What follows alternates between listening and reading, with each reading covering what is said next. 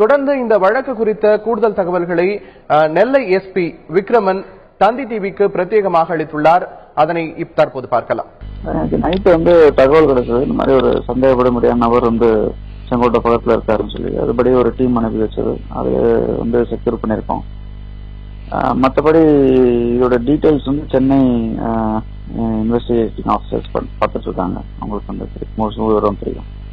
காவலர்களை பார்த்த உடனே அவர் கழுத்தை அறுத்துட்டாரு. ஸோ அது இமீடியட்லி முதல் உதவி கொடுத்து அவர் இப்போ முதல்ல தென்காசி மருத்துவமனை, அப்புறம் டிவிஎம்சிஹெச் இப்போ அட்மிட் பண்ணியிருக்கு. போலீஸ் போட்டிருக்கோம் வெளியில். அதுக்கப்புறம் வித்தின் ஷார்ட் டைம் அவருடைய இப்போ இருக்கிற அவருடைய நிலைமையை குறித்து டாக்டர் சொல்லுவாங்க. அதுபடி அடுத்த கட்ட நடவடிக்கை இல்லை. சென்னை தான் இன்வெஸ்டிகேட் பண்ணுறாங்க. நாங்கள் we just did a small part. அவ்வளோ. இப்போதான் night just now all these things happened.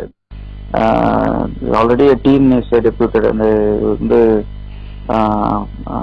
பார்த்துட்டு இருக்க ஒரு டீம் இருக்கு. ஸோ அவங்க அடுத்து நீங்க கேட்குற கேள்விகளுக்குலாம் விசாரணை போது தான் பதில் தெரியும்.